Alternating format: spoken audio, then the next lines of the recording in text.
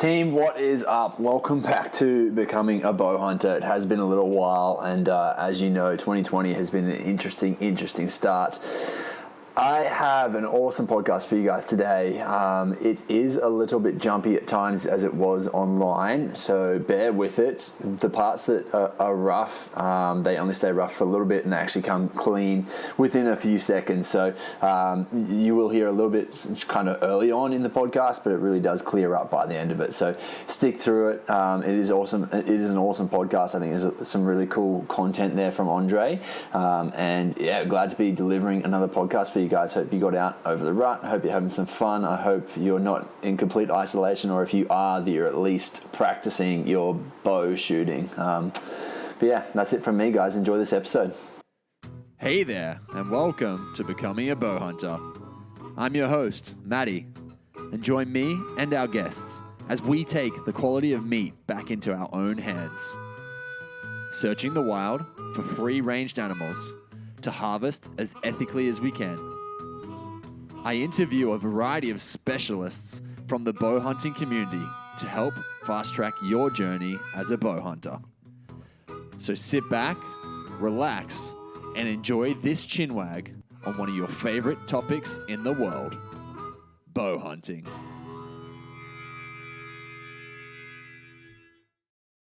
Alrighty, bow hunters, welcome back. It's been a minute, but we're here and we're in the thick of isolation pretty much. So, Andre, I got you here. I need to ask, is it Alipate? Pretty close. Of course that happens. Oh, I mean, Alipate's fine. That's fine. But in Tongan, it's pronounced Alipate. It's sort of like I don't even know what the phonetics there are, but it's sort of almost like a rounded out P. But yeah. You're pretty close. There you go. So, I mean, I actually got your information from Jamie Carl. Right. He came on and did an episode earlier in the year. It was one of the first ones we launched the year with. And he's a really cool dude. And he said, hey, you should reach out. And so your Instagram is Train, Hunt, Thrive, for those who want to follow along on the gram. But realistically, dude, I mean, you do a lot. You've been hunting for, I don't actually know how long. We'll dive into that. But you're a part of the Hunters Club NZ, and I think it's kind of cool. We've got a lot of shared passions, which comes into the fitness side of things. We both love CrossFit, both are in the CrossFit realm and have been for quite a few years. As well as now the hunting realm as well. Like it's kind of interesting. You do come across a fair few hunters in the CrossFit realm. And I think because CrossFit is such a hard sport, but it's also something that gears you up for the mountains. And I've never come across anyone as fit as a CrossFitter in the mountains yet. Even people who are, say, for instance, triathletes or something like that, they just don't quite have the endurance in regards to muscular endurance to be able to get them up the hills consistently and stuff. So I don't know if you found the same thing.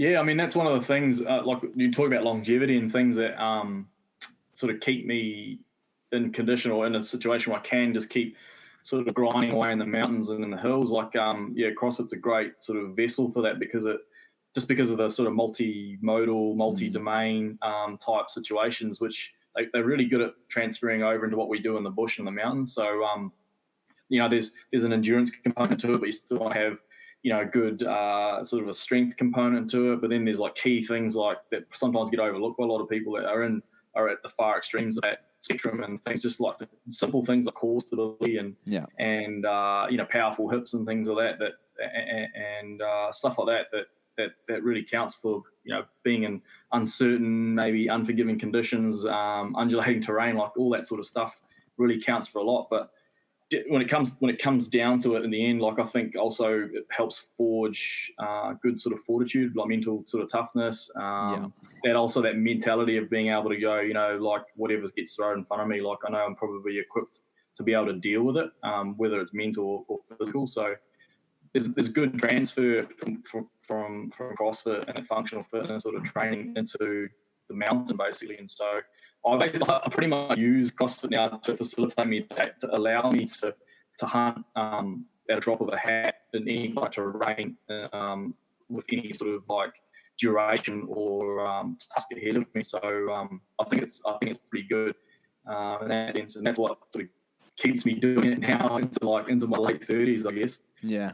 I definitely found that once I kind of found bow hunting, my training transition to kind of, I guess, almost benefit it. Like previously I was trying to do the competitive athlete thing, and I was getting along for a while, and it's kind of like I guess the spark had kind of faded there a little bit. And when I found bow hunting, it gave me a new reason to kind of keep pushing. I was like, oh, hold up, this is a good reason to kind of keep yourself fit. And I mean, I'm similar to you. We've got a coming up to 6-month-old now. So I mean, you've just had your second. You said about 4 months. So these last few months has been definitely a bit interesting. And I mean, just in the way of life in general is very interesting right now. 2020. I mean, running a gym, and you're probably now having your gym online. I mean, we already had an online business, but we had to transition a lot of things. Like it's kind of almost like survival right now. And for sure. I think something that's very interesting is the fact that the governments are actually shutting down hunting and fishing. I think that's kind of upsetting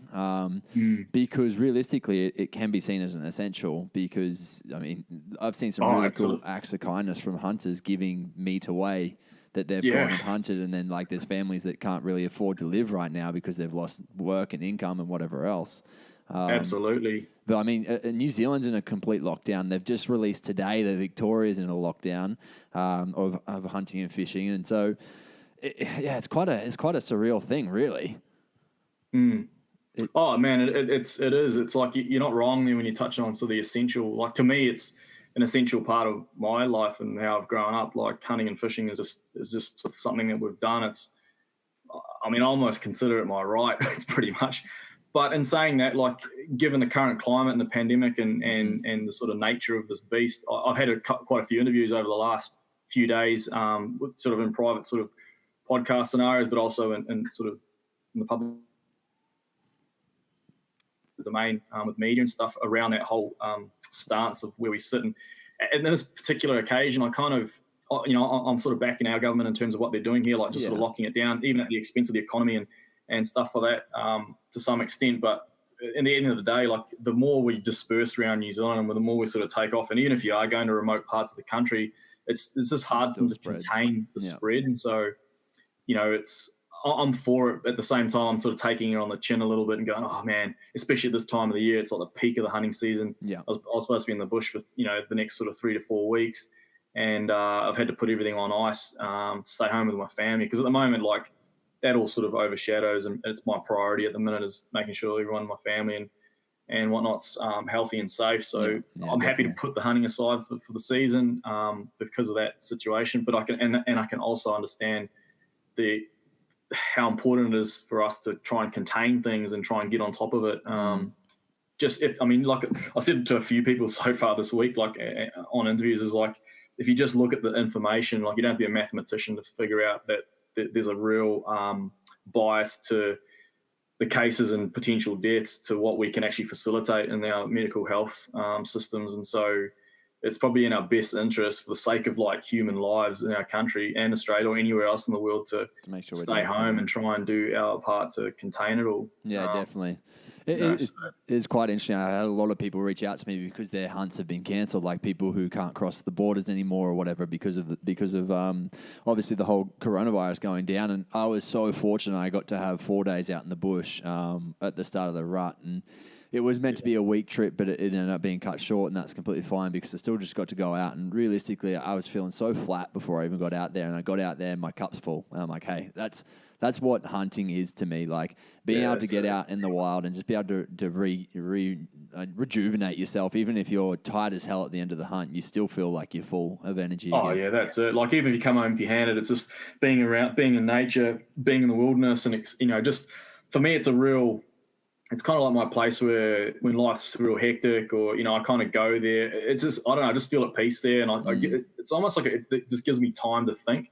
So not having that this season's kind of like, well, I mean, I'm hunting regularly in the year, but it's just at the moment it kind of feels like I haven't been out, and my boots and all my gear at the moment is just strewn all over my office floor because it hasn't even been unpacked. Yeah, I didn't even make it to the airport for my last hunt because it's shut down, and so the guys that I was hunting with, Caden and Sam, they actually went in for a few days and had to get choppered back out. So I kind of missed the whole fanfare, but at the same time I was like, I wish my boots got wet and my pack was dirty, and I put a bit of meat in the pack. But at the same time, I'm sort of like, it was a better decision to be here because of what happened with the gym, and making sure my family was in the right space and stuff like that. So Yeah, it's a hard for me, especially like just because there's a business component to the hunting for me too. So we're having to take that on the nose a little bit because we had a lot of plans, over the next 3 or 4 weeks. We're just going into the rut for red deer, and the seeker follow immediately after that, and then we start going to our high alpine species, and so who knows what's going to happen over the next 3, 4, 6 weeks for us. So we'll be on the back foot a little bit, but we should be able to get some stuff to air that we need to. So we'll see. Have to do all the reruns like everything else is doing. Yeah, we've got plenty of stuff in the can that we've filmed in previous times that we might be able to cobble something together, or at least get out for the hunts that we're planned later, and sort of coming June type situations. So that'll probably work out. But yeah, it's a real mix. I was just saying the other day again to my wife, it's sort of like it's a sort of a real somber sort of a feeling. You don't. I'm happy that everybody's safe in my immediate sort of circle and family and stuff, but at the same time, I'm just sort of like, it feels like you're kind of waiting for something to happen a little bit. What you're waiting for is not particularly nice, and so it's seeing the numbers of cases escalate. It's sort of like, oh, geez. What numbers are New Zealand up to now? Do you know? I think we're just sort of just cracked over 800. So how about deaths? We've only had one single death. That's awesome. And our hospitalizations.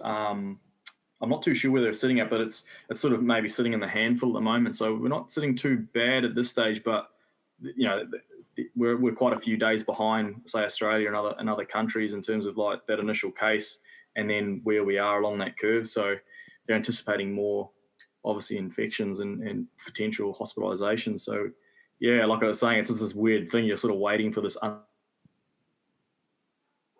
unseen thing to happen, and but I think everyone's doing pretty good in New Zealand. From just in our local area, everyone's pretty holed up and sticking to the requirements, which is kind of good. Yeah, definitely. I think that's where realistically, the communities, meaning the world, have to come together to be able to do it and do it properly. Like it is when people start to think that they're different, and then they go out, and that's probably where the things do come apart a little bit. But yeah, it's going to be interesting to see, because of obviously all the different countries as they're doing their own different things, which one actually comes out on top at the end of it. Like there's the countries who are doing full lockdown. There's the countries who are trying to go for the herd immunity approach, where they get most people to go through and get COVID. And so it's like, yeah, it's kind of interesting to see what comes out of it all. And I think realistically, unfortunately, we're probably in it for a longer haul than what anyone wants to be in for. No, I think you're right. If you look at the modelling and some of the work that some of the statisticians have done, and it's looking at the New Zealand stuff anyway, it's pretty daunting. Like without controls, with controls, even there's like sort of intermediate sort of response plans, and the outcome of all of those is that there will be deaths, like regardless that they're anticipating, and it just depends on where and how you sort of deliver those controls as to what happens with that curve, how long the period extends. I think the worst case scenario I saw one of the profiles they ran was that if you had high sort of infection rates, and then your controls are put in sort of too late, or not too late, but sort of down the track a little bit, there's potential that you'd have sort of 2 peaks in infection over like 400 plus sort of days, which would be, kind of crazy, because it's just literally like a double whammy versus either the worst case, which is just let it run its course and see the death rates and infection rates just shoot through the roof, but it actually come down sooner.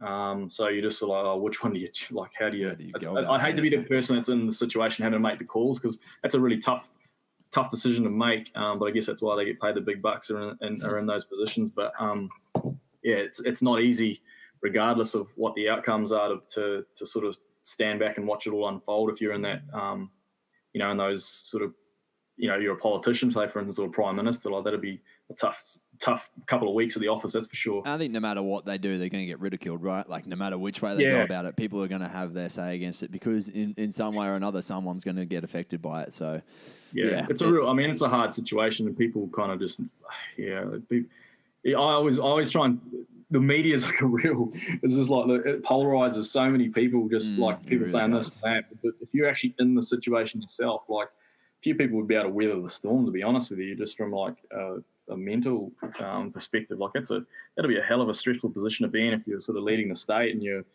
under a lot of pressure, and there's so many sort of factors involved. Yeah. In addition to just the primary sort of health of human beings, there's a lot of other stuff that that you have to think about and weigh up. So I don't envy those people at all. But I at the same time, I really sort of hoping they're doing the right thing and putting my faith in their decisions too. So yeah, definitely. We run a health and wellness company, and something that we've said for years is to not watch the news regularly because it's just so full of negative shit. And right now, people are getting glued to it because they want to find out more about what's going on. But it really is just a spiral. Like you can get set up for such a negative day if you watch it. So that's it too. It's just like, is this the negativity around it? Like, you're better just to watch your government, like watch what the government says, and that's kind of it. Like, that's it. Yeah. I mean, that's what all I do is I get all my updates from the government website and the official sort of updates. I take the other stuff sort of on the nose a little bit and sort of go, oh yeah, whatever. But at the end of the day, because you just get bogged down on the negativity and get drawn into the whole sort of scare tactics. And it's not actually talking about the cheap life. You guys, I've known you guys have been around for as long as I've ever been involved in CrossFit. I think I know. Like, I mean, I've got a funny feeling even Stace took my level 1. I was going to say, Stace probably, my wife probably ran your stuff. So, yeah. I'm pretty sure. In fact, I am. I'm pretty sure it was Stace. I can't remember if it was her or Kate, but I think they, I think she took me through through our level 1, both my wife and I. But we've definitely purchased and consumed your products for sure. Small world, hey. Yeah, it sure is.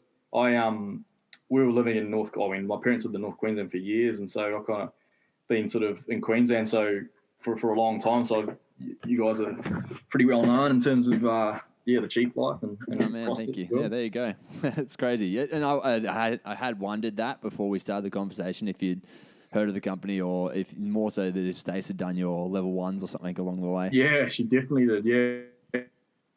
I can remember. I think we did it in CrossFit. Oh, you didn't. I know we did it in Brisbane. I can't remember where it was now, but probably CrossFit Brisbane or CrossFit Rocks, one of the two. Yeah, it was Rocks. That's Rocks, right. It was CrossFit Rocks. Yeah, Dougie, that's right. Yeah. Oh, dude, small world. Yeah. And so let's talk about hunting a little bit. What's your background in hunting? Like, how did you come into hunting?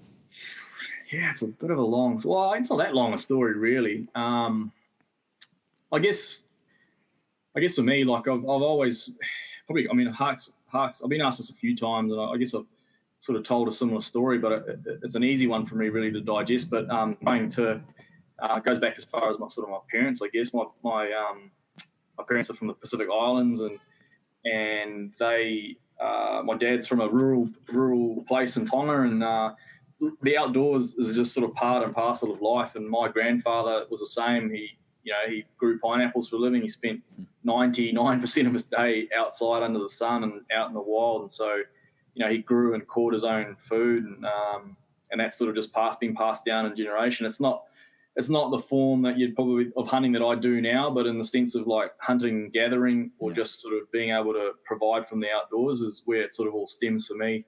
I still go back to Tonga now with my dad, and he's back on effectively the family plantation and just living a fully subsistence life, eating what he catches and grows and hunts. So it really goes all the way back to that for me. And it's always felt pretty natural and sort of almost primal, I've always felt that that's just something that I did. And as I got older, that I guess that sense of being in the outdoors sort of just progressed into different things, and you met other guys. And you mentioned Jamie Cole, who's like, he and I basically grew up together. Yeah.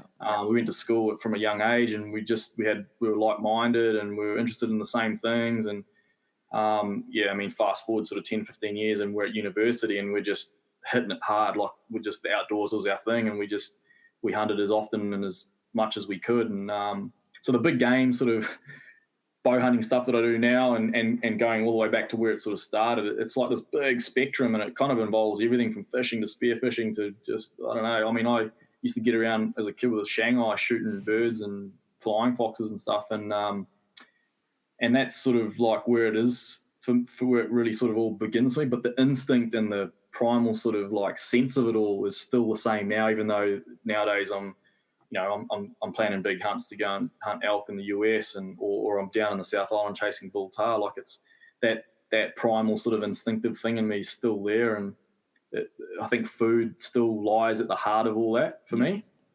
I think the other layer that goes over the top of that is sort of just being fortunate enough through my parents and where we've lived around the Pacific and different parts of the world that a lot of those areas, the people that live there hunting, fishing, gathering. It's all part of their life too. Way of So life. Yeah, that's awesome. it was never something that I think, oh, these guys are hunters or these guys are spear fishermen. It was just It's how we survive. It was just part of your life. Like if you needed fish, like you either went and caught it, or you got in the water and speared it. Or same with your meat, like your dry land proteins. Like you'd either go and trap the pig, or you go and hunt it, or whatever that might be. And that was I was fortunate enough to be exposed to a lot of that. And my dad was, he's sort of all about it. So growing up, it was just something really natural to me. But the sport and big game hunting stuff it was an extension of that, really. Yeah. But at the heart of it still lies that sort of primal food hunter-gatherer type mentality.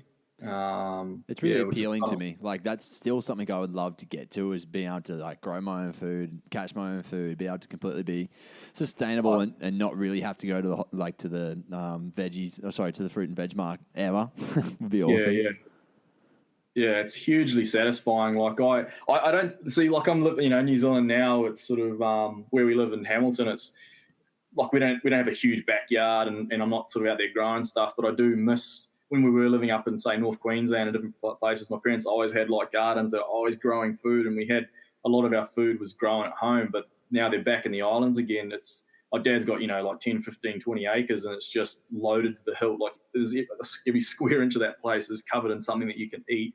And he, like, I was just chatting the other day, like he's in full lockdown. He's got a padlock around the front of the gate of the farm, and he's just like, I don't need to go anywhere. Like everything I need is just right here. There's pigs in the bush behind the house. There's all the carbohydrate-based foods that I grow right here in front of me. There's fish just down through the bush in the lagoon. Like, he doesn't need to be in contact with anybody because of the virus, but just he's happy to be and satisfied that he's able to just look after himself without bothering anyone else. And I kind of admire that because I really miss it at times when I'm living in the season. Sometimes I'm like pushing that shopping trolley through the supermarket, thinking, oh man, it'd be good to be just digging this out of the ground, or like going and harvesting that myself. And when I do get out the door and I shoulder a pack and throw the bow in the back of the ute, like that's what I've got in mind initially, is like I'm going out to get some meat, the trophies, and even the experiences sort of come almost second to that a little bit. Yeah, definitely. Yeah, it was quite interesting. Like it was literally just last weekend when I was out in the bush, and it's nice just being able to isolate in general. But I was really in the state where I was like, I could actually just do this like forever. Really, like if it came to it, like if it ever came to it where everything just shut down, we weren't able to work anymore. We weren't able to do our online stuff anymore. I'm like, I would happily just move out to the bush. Oh man, 100%. I think I've threatened the wife a few times. I was like, oh, I want to just get on a plane and go to Don. Look, I'm happy just to go over there and just go and do that. Like, and I'm more than comfortable and sort of willing to do it. But the modern world, we've got things to do. There's other things. We've got kids' lives to think about too. So I'll park it for the meantime. But I think I'm similar to my dad in the sense that I've sort of got that in my back of my mind that like at some point when it's all said and done, I reckon I will sort of find myself, with a lava somewhere, shirtless in a plantation, sort of growing pineapples or something.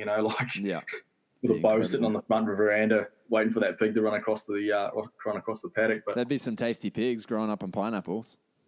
Yeah, well, the pork that we get, especially in the smaller outer islands in the Pacific, they're basically almost solely coconut fed, because on the real wild islands they only feed on the coconut palms and the nuts that fall out of the trees, so they're pretty tasty. Some of them are able to get down below the low tide mark and sort of scavenge for shellfish and stuff like that. But yeah, they're pretty tasty.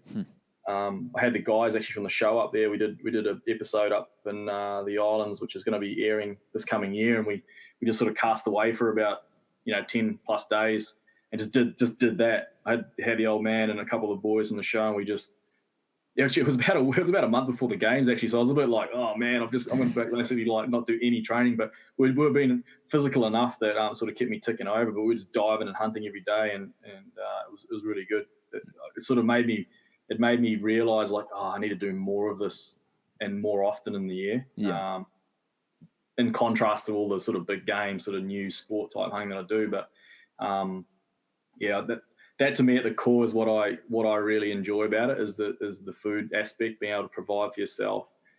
But I don't know, there's just something to be said about it. It's like, I reckon it's almost like when you see a kid catch their first fish, there's this like kind of excitement to it, like, and that excitement is really, once you've got it in your system and you've got that feeling, it just sort of lingers and it stays with you for a long time. And it depends on like when that you get exposed to that. Like, there's so many guys that are getting into bow hunting now that have never done, they've never had any sort of hunting background before, but they love it because of there's something in the process that sort of sparks that ignites that little spark that they keeps them coming back, and that's sort of what I feel about the things that I do in the outdoors. It's just something special about it that always makes me feel satisfied, or sort of gets me a little bit excited to do the next thing, and so it hasn't changed. No matter how old I'm getting, just that hasn't changed for me. So I hope it doesn't. I think there's always a different way to do it as well, right? Like, you can go from the compound bow to a long bow, or you can do it with a rifle. Like, there's so many different ways that you can do it. And I mean, right down to doing it with the spear if you really wanted. Like, there's so many different ways you can approach it that would make it a new challenge no matter what you do. Yeah, and you can make it your own. Like, you can really sort of like make that whole process and your own. Like, you can do it your way. If it works, it's good. Like, it's not like there's a real prescription to it. I mean, the result is the prescription. Is like, if you're able to go out and go hunting, get some food, then like that's good. Yeah. And for some people, the ethics and like the methods and things can kind of get a little bit blurred, and there are some sort of like contrast between what people see fit as that. And I never really wade into that. I'm just happy that, in what I do, and if people are willing to, are in the same sort of frame of mind about it all, like, I'm just like, yeah, good on you, man. Like, that's awesome. Yeah. So yeah, especially with bow hunting, it's so popular now, and people are really getting involved in it, and I guess people are seeing the ethical side of hunting and how to acquire that meat and all the benefits that come from it. So. The more that happens, and the more that hunting's in mainstream media, the better it is, I think, for the human race, pretty much. Like, for people that I guess are meat eaters, I suppose. Yeah. If you want to call it that. I mean, realistically, there's a lot of stuff going down with like I can't even remember what they're calling it, but it's like the fake meat, essentially. They're trying to make like the super burger. Right. Yeah. And realistically, the science shows that it's not good for humans. Like, in long-term consumption, if you were to turn to that, you would not thrive. You would literally crumble within a few years. Like, we often have a lot of vegans come to us, and within 6 months, they've completely depleted all of their different like major things that they need to have, things like the basics that you get from meat. So things like your vitamin B12s and stuff, like you just depleted of that, and they crash because, to start with, yes, they might get a little bit of good energy, but it's typically because they're just cleaning up their diet in general. Like, I went vegan, I felt awesome. It's like, well, how about you just add some meat in and you just keep your diet clean, and you'll probably still thrive. That's exactly it. That's exactly it. It's just like cleaning up your diet. Like, any process, just get rid of it. Anything like condensed processed carbohydrates, just get rid of it. Like, you don't need it. And so, I mean, I kind of stick with that rule too. It's sort of like, if it's got numbers and it's processed and manufactured, it's probably not great. Probably better you stay away from it. Yeah. Like, just out of my own personal choice and preference. But I mean, the science. I mean, you don't have to look too far to sort of uncover the science and the benefits and probably the cons of not eating right and not tidying and cleaning up their diet. I think I just spoke with a guy, just spoke with Ryan from Stagwell, just about the exact same things, as like the quality of foods that you're eating and how, whether you prioritize that or not, will dictate whether you make those choices or not. And as you said before, being able to get that organic and clean organic meat counts for a lot, and there's so much more in that process and the actual meat itself than what you can ever manufacture in a lab. So totally, dude, totally. Yeah. So let's talk a little bit about the Hunters Club. What is it exactly? Like, this is actually my first insight to it. Just looking at your profile the last few days, and it looks awesome, to be honest. Like, you've got some sick content up there, and cheers, mate. Yeah, I'm looking forward to actually dive into it a little bit more and seeing a few more episodes. But how long has it been going for? Like, give us the insight as to how it all started and what it's all about. Yeah, so the Hunters Club sort of involves is sort of five are sort of good mates, and Dave, who's our who obviously back too, and he's sort of the producer at the helm, sort of behind the camera. This is our sixth. We're filming and are about to sort of release our sixth season. So it's been going for just over 6 years now. And we all had some sort of, we'd all hunted in the past together, or we knew each other. And I guess the idea came out of one of the guys, Dan, who's one of the other co-hosts, and he met Dave, who's the cameraman, and they sort of had a discussion about, the lack of sort of quality media and on our networks in New Zealand, and there might have been an opportunity to sort of pitch something like this. And so, yeah, we basically cobbled together a pilot and a few phone calls amongst the 5 of us, and like the next month we were off and running. So the inception of it was pretty sort of happened, well, from my perspective, it happened really quick. It was just a phone call, had a coffee with Dave, talked to my mate Dan after a hunt, and we were just sort of like powwowing. I remember actually just powwowing over. Actually, Jamie was there too. Yeah. We were in Queenstown for a fallow deer hunt, and we just got out of the bush, and he told us about it, and we just sort of shrugged it off. We're like, oh, that's a great idea, Curly. Like, that'll be awesome to see that. It'd be awesome for hunting in New Zealand if that happened. And then, like, I literally, by the time I'd landed back home in the North Island, I got a call from Dave. He's like, oh, I'm passing through. You want to catch up about it? And I was like, sweet. I think we just had a Starbucks coffee, and then like the following week we were in the bush chasing Rusa. And it all just sort of just rolled out from then. And we were winging it a little bit. I probably felt like that to me, but Dave sort of had probably the fabric and framework sort of in his mind. But we were just running the gauntlet, and we're all relatively, we've been hunting. All of us sort of come from a similar background. We've been hunting since we were, or big game hunting since we were sort of teenagers, and so it wasn't anything new to us. It was just that we were going to have a cameraman with us, and we were going to try and make something quality to put on TV, and through that process, since then, there's been other shows that have come out of New Zealand in the same sort of caliber, and that's really good to see. Is that seeing that here in New Zealand, that stuff's in mainstream media. But I think behind us, amongst the 5 of us hunters anyway, the core sort of founding members is, we're all sort of similarly cut from the same cloth, but we're quite different in terms of like the things that we do. And Tim is, Timmy Barnett, he's like a absolute gun spear fisherman, loves pig hunting. But he's also just as happy to be in the high alpine mountain stuff with them. I did a touch with them last year, and Anto's, he's sort of our long range guy and does a lot of rifle shooting. I put a lot of time in behind the string on the bow, and Yuli and Dan. So everyone's got their own sort of little strengths and pieces, and it kind of works the way that we're formatted it, because we kind of pair up to go on different trips and spreads out our workload through the year so that we can accommodate other jobs and businesses and kids and wives and stuff like that. So the recipe with the group kind of works. And yeah, I mean, at the guts of it all, I think we're all pretty driven to just put sort of hunting in mainstream media light with a good spin. Like I think for years it's been, I mean, like I said, you don't have to look too far to sort of get people knocking the sport and whatnot. But we thought we want to bring the stuff we did in the outdoors and in the wilderness and bring it into people's living rooms and be able to show them that, like, we can sort of sexy this up and make it look really really good too. But we can also deliver some good messages about what it is that we actually do as hunters. It's not just going out and killing animals for just the sake of it. Like there's a whole chain of events and a huge process that we go through.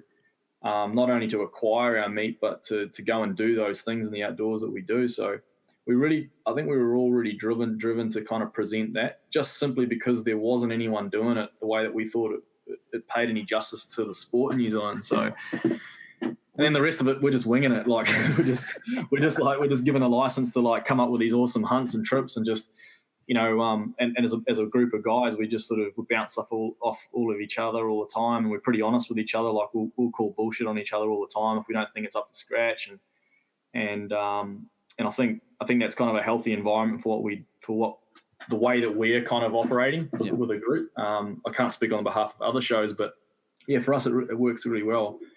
Was Dave a hunter before he filmed you guys at all? No, I was just about to say, and I said the other thing was that Dave was totally greenfields to the sport, and it's been one of the things that I've found quite satisfying over the years is watching Dave develop from the guy that I met and initially went on a hunt with a sort of like almost sort of clumsy, totally unknowing almost a little bit sort of like, I wouldn't go as far as ignorant, but just like, he just sort of just like whatever we said would sort of go, and seeing him sort of evolve over that time into sort of an outdoorsman himself. And, he probably spends more time in the bush than we do as a collective over the 12-month period now. And so he's film every single hunt now.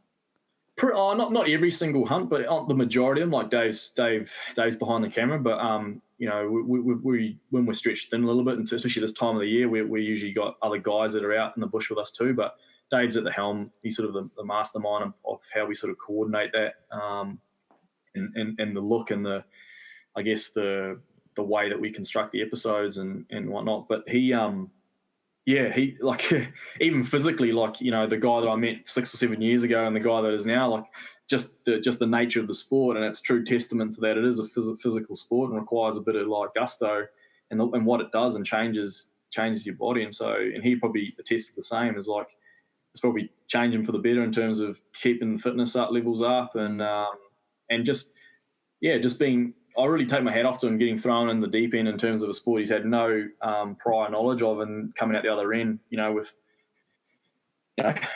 time under his boots and plenty of information. He's seen a lot of game around here and Australia. So it's been a real interesting journey. Has he become a hunter since?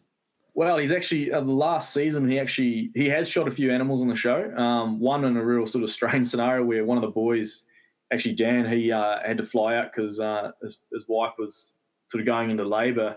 And so it was just the cameraman, Dave, and one of the other co-hosts, and he ended up having to get behind the rifle that particular episode, and it played out awesome because, it's a real story. It just sort of the way it played out sort of worked really well for us. And so he was able to take out the meat himself and get a feeling for the pressure behind being behind the trigger at times with the camera sort of barrel right down your shoulder. So he's had a taste of that himself and on a few episodes now. But Dave's he's based up in the north of the North Island.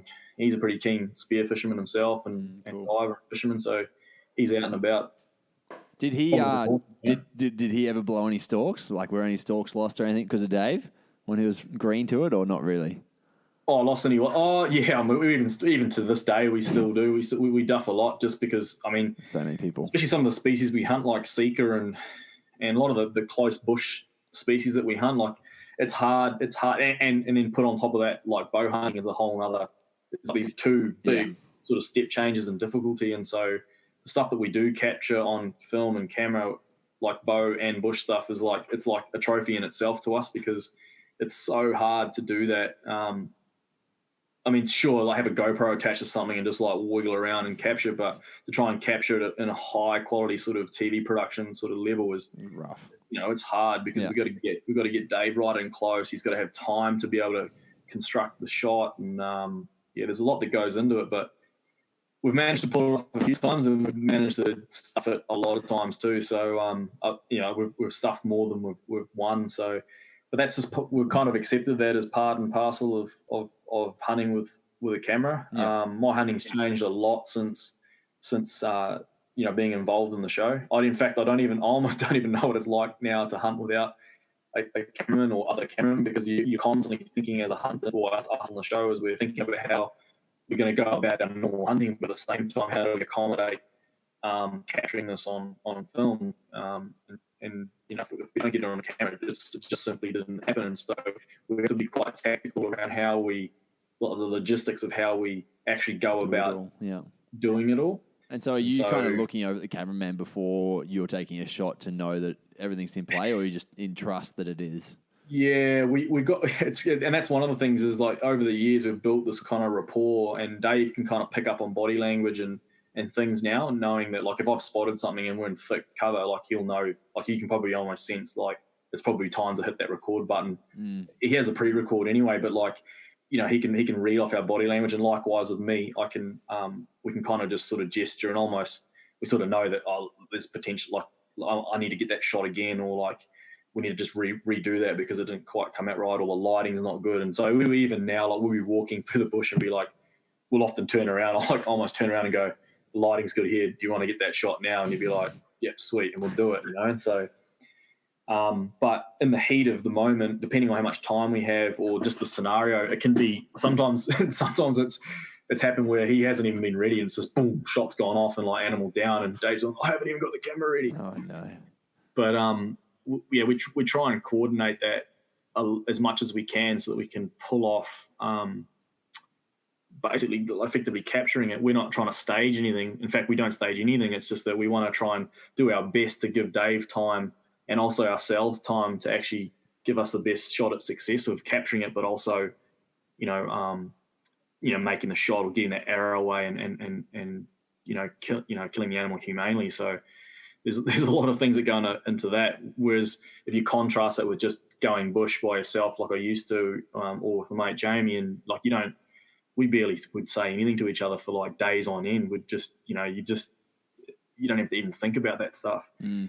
So I kind of miss that at the same time, but at the same time, I'm sort of appreciative of there's a new dimension to my hunting in the outdoors now. Is there's that component to it, which is I feel is pretty cool. I'm a bit of a tech geek at times, and so like I like that stuff, to be honest. And so it came at just like my CrossFit in the games. It sort of came at a timely moment in my life at the time. I was sort of becoming a little bit humdrum in the outdoors, and it was sort of a good way to rejuvenate the thirst, I guess, that spark that I was talking about before. Now we had a new drive to get it all on camera, and we're still learning and stuffing things up like constantly. And I kind of like that iterative process where you can never get it perfect at all. Like there's always something that's going to catch you, and ones that do go right. Like you've got that bottle of champagne out almost, and just like this is the best thing ever.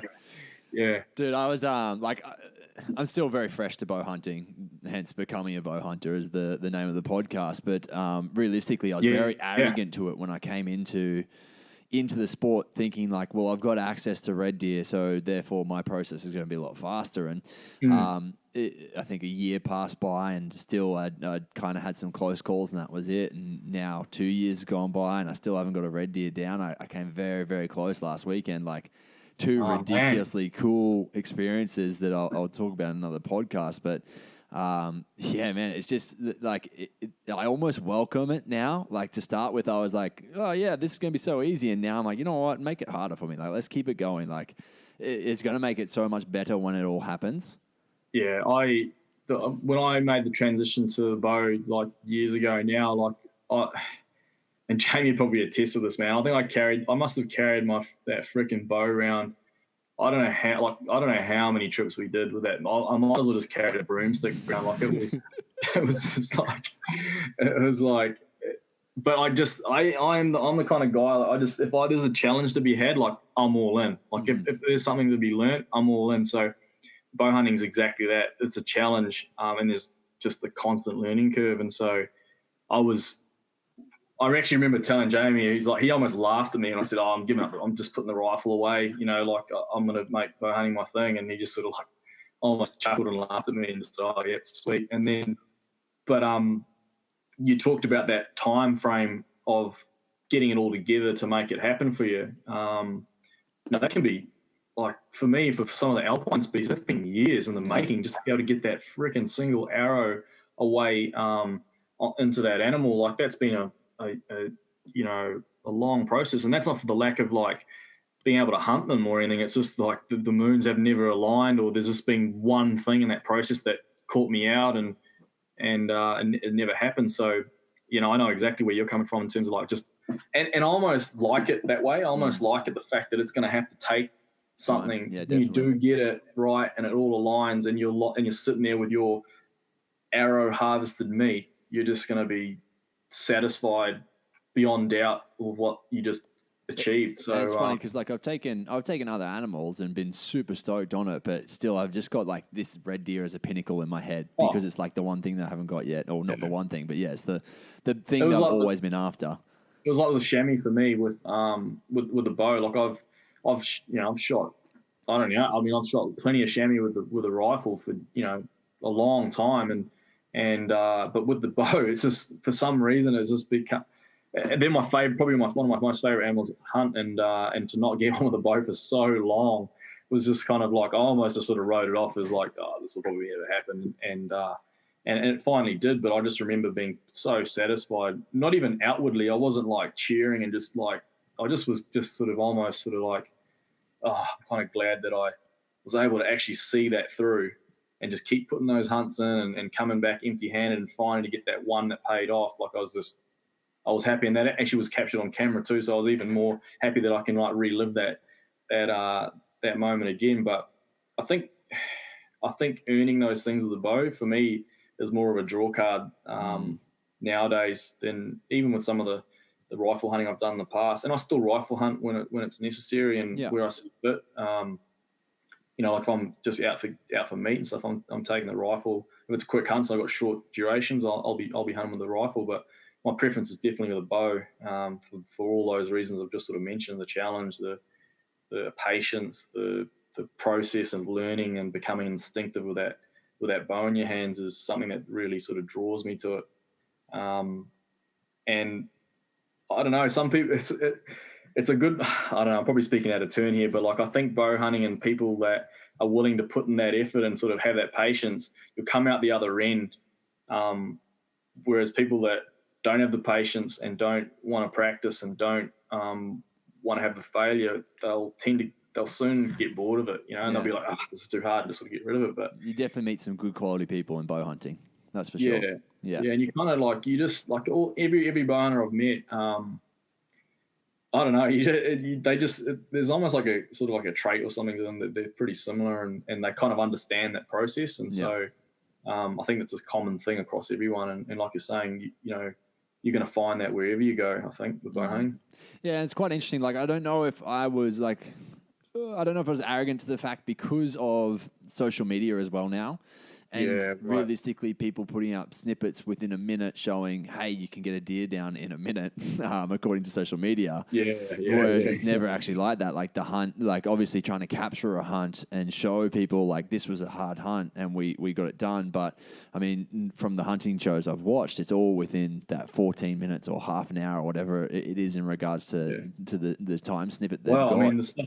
Yeah, you're right. I mean, stuff we do, like it could be over days. Like the duration could be days. Like it could take you days just to get into some of the places that we go by foot, and then like several days beyond that to get onto an animal. Like we just put up a link to a free episode online. I'll flick that to you after this. But the guys are just they were in Fjorden over the last week or so, and they actually had to get extracted because of the closeout lockdown for the virus. But in that episode, there's animals in that particular area. Like to get to them, it takes days literally to get yourself physically in a position where you're even able to hunt them. Like it takes days of walking, but also physical exertion just to get there to be able to think about even putting a stalk in. So you're right. Like social media and just social media in general kind of condenses that whole process into these, like as you say, 15-minute stories, clips, whatever, 1-minute clips. And it's so readily available that it probably robs the process a little bit. And I'm not saying you guys have kind of like tried to really depict in your series. Yeah, well, it's hard, and I was going to say just at the end there that I'm contradicting myself because we are actually doing that. Like we're feeding that system. Like part of what we do, we have to kind of take a 7-day trip and condense it into like a 30 or 1 hour episode. And so you lose a lot of the... Well, people wouldn't watch it if it was a 7-day episode, right? Oh, how crazy is that? Like in 8 parts for like 2 hours for the rest. I mean, just like, you're never getting out the door. And so from a purist perspective, I'd love to be able to somehow, if you could like bottle that all up into something and just like give that bottle to somebody and they could sniff it while they're watching the episode, and it just gave them all the emotion, feelings, and just like, the whole hunt and just in one sort of sense, then I'd love that. But at the same time, with sort of our media cap on, I'm like, we're pretty brutal on what goes in and what gets thrown away in terms of like the footage and the story. And so it's a real hard one because it's a physical pursuit. Like, let's not dance around the bush. Like, it takes effort and time and money and just sweat and tears to go and do that stuff. And it's real hard to pay it justice when you're putting on camera. And that's what we're trying to do, is we're trying to give it as much light, trying to basically give as much of that feeling and that, I guess, the sense of what we do. And we're trying to do our best to deliver it in some sort of media format that is as close to that as possible. Yeah. I know it's really hard, and you'll never ever pay it justice. But it's one of our challenges is trying to bring those 5+ day hunts down to an hour duration. But one thing I've learned from working with Dave and the other guys is that trying to tell the story and have a good story in amongst it all is how you're able to tell those 10-day hunts as a 1 hour thing. Is that you get good at being able to tell a story, and it might be something trivial at the outcome of the story, but if you have some sort of angle to work, that'll create something of interest. Versus you don't have to go and shoot the biggest stag to make the best episode. It can be, well, we've done whole episodes, even this upcoming season, where there was no animal shot in the hunt, but there's a story behind it. However trivial that might be, there's some kind of catch to it, and I think that's what I personally enjoyed, is being able to tell some kind of story or depict some kind of theme. You're right. Like, there's a lot of media out there these days, and it's real easy to get hands on all that. The only problem is that it kind of heightens, almost sort of like, I don't know what the term is, but it just condenses it so much that it feels like it's such an easy thing to do at times. Yeah, it's interesting. I understand it from both sides. Like, it's funny because I just think I came in as too green. Like, I had no idea. I didn't have anyone that I was talking to. That's why I started the podcast, because I wanted to get insights from other hunters, because I'm a city boy. So I was like, hey, I had no one to talk to about it, really. So, and it's been really cool as a journey, because I've now been able to help so many other people who are in the same situation as me, or someone who's been a rifle hunter and tried to become a bow hunter but never fully gone through with it, and now they are going through with it. So it's kind of been a cool process, and something I've got. It's funny, you're talking about the GoPro, like the wobbly GoPro going about before, and that's exactly some footage that I've got right now. I've got a 15-minute video of me calling a red deer from last weekend. I'm like, I think I'll put it up as an Instagram TV, just because it's like it's almost educational just to see how they respond and what happens. And it's terrible footage because it's jumping all over the spot, but it's still, I kind of feel like maybe, like, I know me 2 years ago would have fucking loved that. So it's like, hey, maybe that is useful for someone. Oh man, I for sure. Like, putting that stuff out there and showing your experience is all about. Jamie, like, he, ever since I've known Jamie, he's been good at telling stories, and so, well, not even telling them, but just capturing them, like keeping record of stuff. And like, he's almost like my archivalist. Like, if I need a photo or like a yarn from him, I'm just like, just text him or call him, and he'll just like, I've got that written down here somewhere, and he'll be able to find it, Yeah.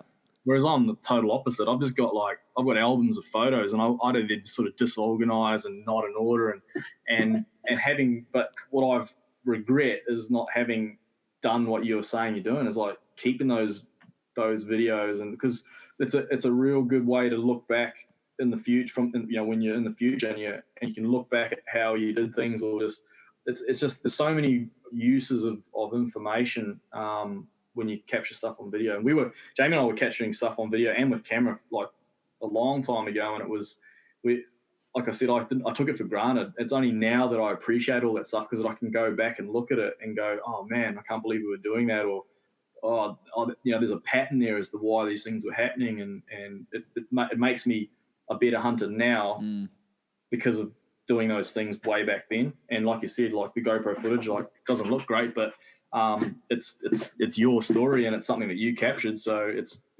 definitely current and valid, that's for sure. Yeah, definitely. No, that's cool. And so, I mean, for Hunters Club, where is the best place for people to go? Like for outsiders, for instance, that are if you're outside New Zealand, the best. I mean, we're on air on Prime and Sky Sport New Zealand, but that doesn't help anybody outside New Zealand. But probably the best place to catch up on some of our series is on Vimeo. I think all of our series up to actually season 5 would have just, I think, from season 1 to season 4 or 5 is up on Vimeo. So if you just look up the Red Stag Timber Hunters Club on Vimeo, you should find links to all of that. We've got a YouTube channel with a bunch of sort of media in and around our episodes online too. Instagram and Facebook pages, we've got bits and pieces there. But yeah, in terms of broadcasted media, like actual episodes, they go up on TV. And then the secondary component of that is Vimeo, but we also are airing internationally on Amazon. So I don't know whether Australia's in that territory, but I know definitely the US and UK. So if you've got Amazon Prime, for instance. Sorry, come again? Amazon Prime. Or, Amazon Prime. Yeah. Yeah, Amazon Prime. But yeah, Vimeo for a lot of Australian viewers at the moment, like we've been sort of putting stuff on there so that people can access them that way. We did have sort of hard copy media in terms of like DVDs and stuff like that, but yeah, everyone digested a DVD. What's that? Yeah, so what is that? I did exactly that the other day. I got one out and I was like, I don't even what am I going to do with this? Like, I've got nothing to play it in. I can't even play it on my laptop. Like, I was just like, so we're just sort of like, but there are people out there that still have DVD players, and no offense to them for having them, but like having a streamed media base is pretty efficient these days, and being able just to log in with a code and sort of download the episodes or the series is pretty handy for us in terms of distribution. Yeah. And I think our sponsors and stuff like that too, because it's accessible for people around the world. But yeah, we that's probably our main stuff. But we're all on Facebook, the Hunter Club Facebook page, and we'll pitch and answer questions all the time, and it's usually manned 24 hours a day by somebody, Dave primarily, but we'll wade in there from time to time. Yeah. That's cool. I'll link all of this in the show notes, so it makes it really simple for the viewer or the listeners to get thanks it. For that. No worries. But when it comes to it, like now that there are so many different hunting, videos and things out there now, has it changed your outlook on how you guys approach it at all? Yeah, a little bit. I think we've got a good recipe primarily because of the way that Dave sort of sees how he construct, because he ultimately tells the story and constructs it. So he sort of has his own IP around how that happens and how it's filmed and the way that you edit it. So his style is different to, say, somebody else's, and so there's that uniqueness to what we produce, even down to some of the cinematography and the way that we capture some stuff. But in terms of the actual content and the actual hunting, yeah, you could argue that there's a lot of it out there now, and what makes you so unique and different? Well, I think for us, it's probably like the personalities that are in front of the camera barrel at times, and I think that's probably one of the things that helps us a little bit, is that we've got the ability to change tack on a whim, and we're about to launch, a spearfishing, sort of solely spearfishing show through South Sea Spearos, and that's really just sort of come about through the guys within the group that we hunt and dive with, and the demand, like the popularity of the shows that we have done with a lot of spearfishing in it. And so, we've got other arms to what we do just because of the variability amongst us guys and the contacts that we've made over the years. So that's sort of a string to our bow, if you don't mind the pun, in terms of like, we've got sort of room to move and go down little different avenues because of the variability amongst ourselves. Yeah, I really like at the start how you said that you've each got your own thing that you're working on. Like, for instance, how you're on the bow and you've got, was it Anto who's the long distance shooter? Like, things like that are just, it's cool. Yeah, and so we kind of play off that a lot, and there's lots of combinations when you have that scenario. When you've got other people, you don't necessarily have to see the same people in front of or the same person. In some cases, doing the same things but in different I guess we can construct that sort of like variability, that constant variation, which keeps the interest. Like, and some people affiliate with different personalities too. So there's some people that kind of sort of gravitate towards me more, and then there's other people that sort of find interesting what Tim does in terms of the pig hunting, and then other people sort of affiliate more with the diving and the spearfishing, and then there's the South Island guys that like the stuff that Sam Yule does in the open high country tussock lens and all that kind of stuff. So we can cast a slightly wider web in that sense. Whether that's enough to see us through another decade or something like that worth of content, who knows? Like, we're starting to broach, doing more international stuff. I do a lot of international hunts, just because I have done in the past, and they're just things that especially with Jamie, we've done that. We've been cooking up those kinds of hunts for a long time, and we've always, because of our jobs professionally, we've been stationed in other parts of the Pacific, and so we've always met somewhere for a hunt, or we've organised to go and do something, and we've got some big plans this year up in North America, but I don't know if they're going to go. Yeah, I don't know if they're going to go ahead with all this sort of uncertainty around flights, and who knows? But I'd like to see. We've still got that massive swath of outdoors experiences to have outside our shores yet to come, and there's still plenty of goals that we need to kick in New Zealand too. So there's plenty of legs in it. It's just hopefully it stays current, and people in I guess in New Zealand and offshore want to see it. I guess it'll dictate whether we carry on or not, I suppose. I think it's funny. It was almost like underground for a little bit, but now that there is a platform where people can show it off, I feel like it's almost coming back up. I don't know if that's just because I'm so involved with it now, but I almost feel like there's a lot more of it going on than what ever thought there was. Yeah, Australia's a real hard one because it's like it's just really hard because there's so much. I mean, I've spent a lot of time in the last few years, or even like, as I said, lived in Queensland for a long time. My parents said like there's so much good hunting in Australia, and it's, as you said, it's almost like it's underground over there. But all the Australian guys that I hunt with and know over there, they are some of the most hardcore guys that are out there, and the quality of hunting is next to none in Australia, and it's almost like a public perception thing around it still. Yeah. Whereas in New Zealand, hunting's a real part of New Zealand sort of rural and outdoor fabric. Cultural, right? We've got a real sort of long and steep history in it, and that's reflected in the animals that we're able to hunt and terrain, and the backcountry culling stories, and then the helicopter years, and we've got this rich history in it, and it's a God-given right in New Zealand. And everyone sort of, even if you're not into hunting, but people kind of know that it happens and people know about it. Versus, I know in some of the bigger parts of Australia, like I've been in Melbourne checking into flights, heading home or interstate, and there's a camo pack and like a head strapped to a bag, and Jamie can probably attest to this too. We've been standing, and people in the checking queue are just looking at you sideways, like you're an alien. You've murdered a human. Yeah. So, whereas in New Zealand, I don't sense that at all. Like you can walk through the airport, with your rifle bag or your bow case, and an animal strapped to your pack, and no one even really blinks an eye. Whereas I do notice a little bit in Australia that people it's maybe not so, it's not so at the surface just yet. Yeah. But as I said, in saying that, I know so many guys in Australia that are just a hardcore frothers for hunting and do some serious work in the outdoors. So it's a bit of a mismatch, but it's probably more in the metropolitan areas than anything. Yeah. Up in North Queensland, it was pretty similar up there too to New Zealand. Everyone was either a fisherman or a hunter or did something in the outdoors, and they weren't doing that. They're probably down their box doing CrossFit. So it was the lifestyle was part of the lifestyle, I guess, a little bit. Yeah, definitely. I definitely find the more rural you go, the more accepted it is. But here in the city, I don't know, there's definitely people I just don't even talk to about it. A lot of people at the gym don't even know that I go out bow hunting or they even do archery, because it's too much of a thing for them. So I mean, I did that for years too, professionally and in the gym too. It was just sort of I never really talked about it. I wasn't. I kind of, not that I wanted to hide or lie about it. No, exactly. I just didn't. It was I'll tell them. You probably can't relate to me if I'm telling you this stuff. So I never used to do. I never hung it on my shoulders, and so and even to this day, even some of my mates, even guys I went to school with, they're just oh man, I didn't realize you were into hunting, and I was just oh, you've been doing that since I was a kid, sort of thing. But yeah, but nowadays it's hard to hide from that now, especially in New Zealand anyway.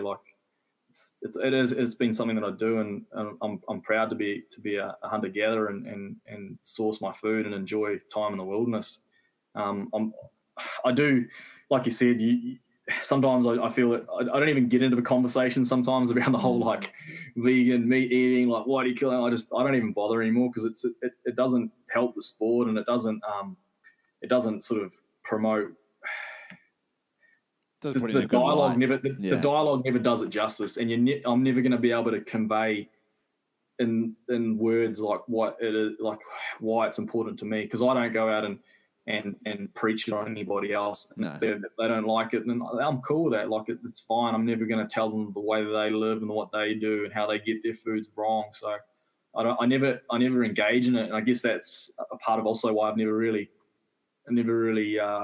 been sort of overtly out and about it. But get me in a room full of other hunters or on a podcast with someone like you, I'll yarn to you till midnight about it. You know what I mean? I'll wax lyrical about hunting till the cows come home. So, yeah, I sort of pick. Yeah, it's weird because I don't like to hide it or anything like that, but at the same time, I am conscious that some people are sensitive to it. That it's just as simple as that. Yeah. But I'd like to see, we've really tried hard in the last few years to sort of bridge the gap over in Australia and get the show over there for a lot of our viewers and followers over there, because I think it would really, it's like trying to convince broadcasters that like this would actually go good on your network. Yeah. We're not trying to show it in a distasteful manner at all. Everything we do, like often we don't even show a kill shot or the animal being processed. It's like either time lapsed out or we verbally discuss the scenario, but we don't actually show the sort of blood and guts and an animal, getting shot. We do at times, but like I'd almost confidently say that the majority of the episodes don't show that in sort of gory detail, and you don't need to do that to tell the story. Like we don't need to do any of that.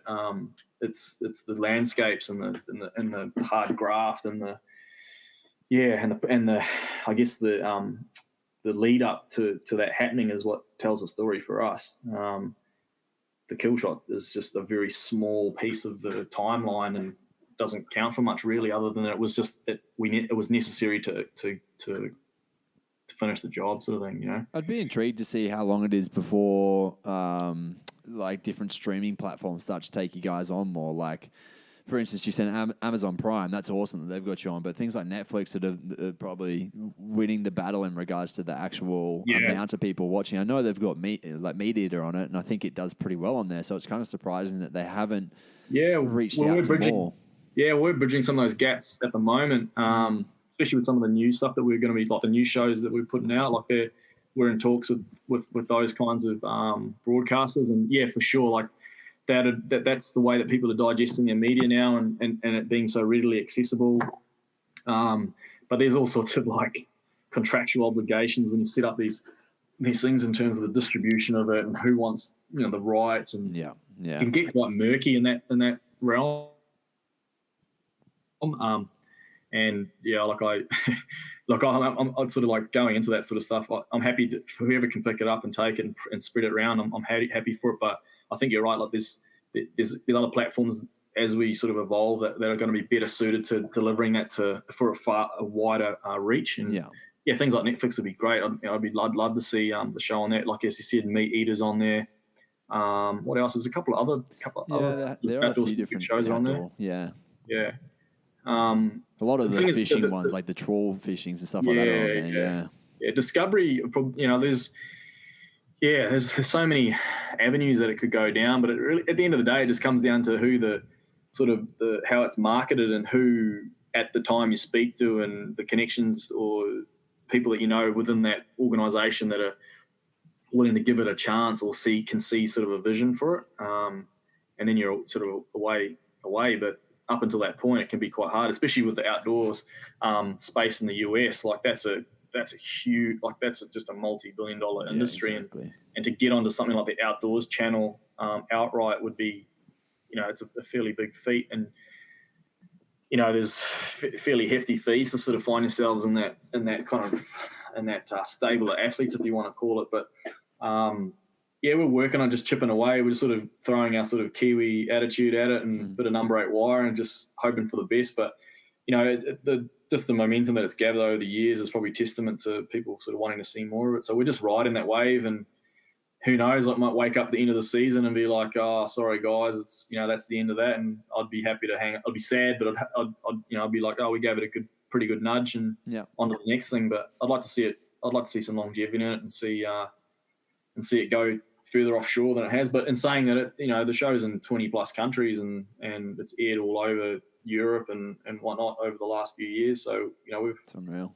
We're really happy with that. What would be cool to see is the stats of people who have watched your show who have now come to New Zealand for hunting. Yeah, I'd be interested in that. I think a lot of other Kiwi hunters would be interested in that too. We're unique in the sense that we can have just like, you could just get on a flight. Across, yeah, exactly. Not now, but like, you could just get on a flight. You could just get on a flight into Christchurch, 2-hour drive. You're in the tops in the Canterbury High Country, like no sweat, directly from Brisbane, Melbourne, Sydney, wherever. And so, the accessibility to New Zealand and the way that our public land hunting is structured, it makes it really appealing to a lot of overseas hunters. and is a big chunk of our tourism base. So, you know, like we're helping that a little bit, I guess, and promoting it internationally. And then there are probably some other purists too that are like, oh, you know, the more attention we're getting to this, the more the resources under pressure, and I can see that too.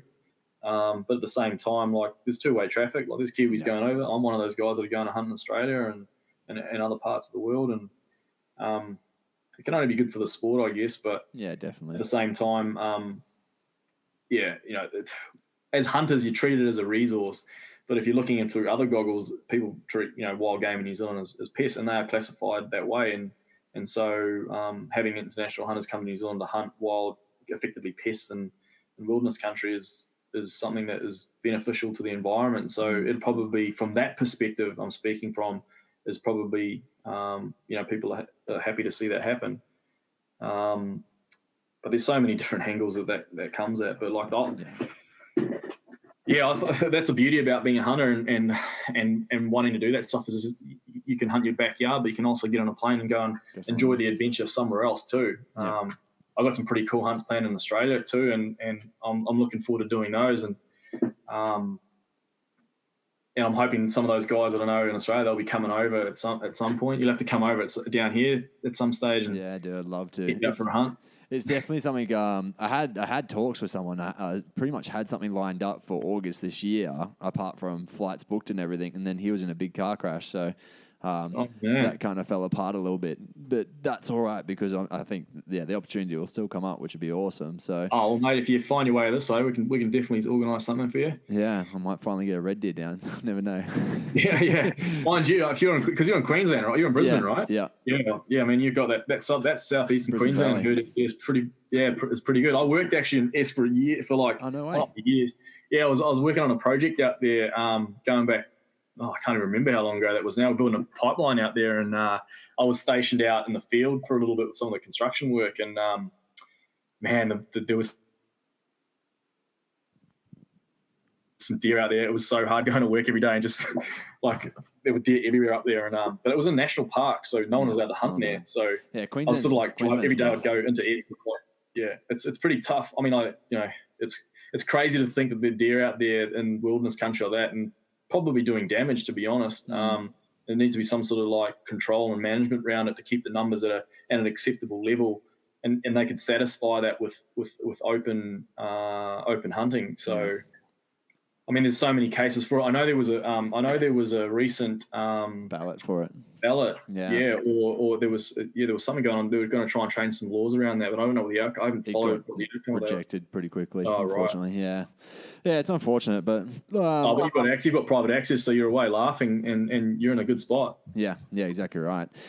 For you, Andre, like I mean, we'll probably start to wrap up because I'm always amazed with how fast these podcasts go. Like really, we've been talking for an hour 15 already, and it's just gone so quick. But for you, like, maybe let's just talk about maybe your favorite bow hunt that you've done, whether it's recent times or just one that sticks out to you the most.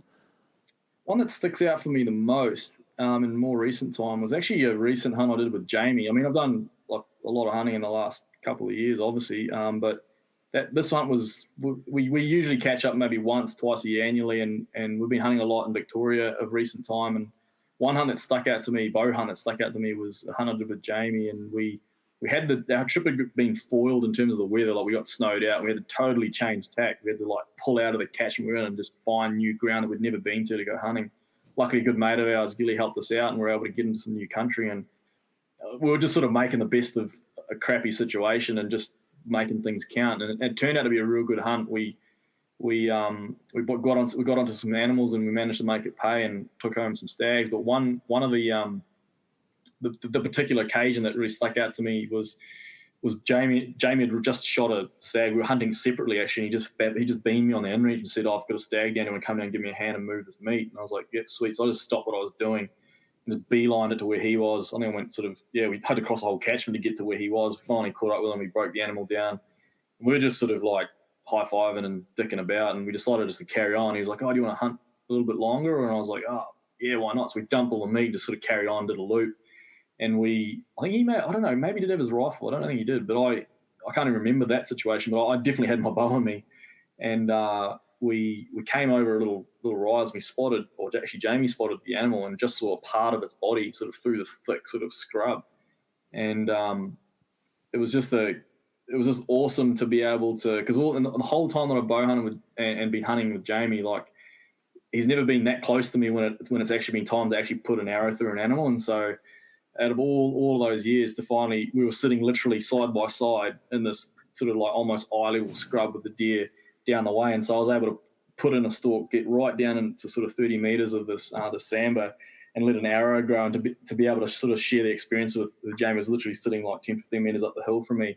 Was kind of cool. It was sort of like, it was only a young spiker, but I don't know, it was just a good feeling to be able to experience that, to experience that together. And I think since then Jamie's picked the bow back up and he's been shooting it a fair bit since. And so, which is kind of cool, because we've always talked, like, I've always taken the bow and he's always taken the rifle on a lot of those hunts, but now we've got these hunts planned that are cooking that are more bow centric for him now, which is I kind of like that in that sense. So that one animal was like the tipping point in terms of getting him back on the horse. He's always had the bow, but like just done a lot more rifle into it. Yeah. But that was a really cool experience, and that's awesome. I've seen him using his horn a lot, like the for the elk. He's been bugling heaps. Yeah, he's flat out. So yeah, we're looking forward to the next trip, and hopefully we can kind of like make that another occasion like that happen. Hopefully, but yeah, that was like nothing groundbreaking or amazing. It wasn't a huge trophy or anything, but it was just like the moment and the stalk, and it was all sort of pretty calm sort of situation. But it's just something that stuck out to me in the last few seasons. Like that was something cool, and it wasn't even anything to do with the show. It was just, a personal experience that we thought was pretty cool. Yeah, dude, that's awesome. That's really cool. Well, once again, people can find you at Train Hunt Thrive on Instagram. You can also follow Hunters Club, which is at Hunters Club NZ. I'll also make sure that I link you guys on Facebook and on everything else as well that we talked about. We'll get that onto the show notes. But, dude, this has been a lot of fun. Thank you very much for joining me. Hey, no worries, man. Hey, thanks for having me on, and it's good to catch up. You say good day to Stace for me if you see her. Yeah, definitely. She's just at the back. I'll go say hey now. Oh, sweet, man. Well, thank you very much. No worries, man. That wraps up this week's episode. Thank you so much for joining us, team. If you did have any topics, questions, or you wanted to suggest a guest for Becoming a Bow Hunter, you can send me an email at matty@becomingabowhunter.com. If you're enjoying the show or you've enjoyed in particular episodes, please do me a solid and share it around with your friends.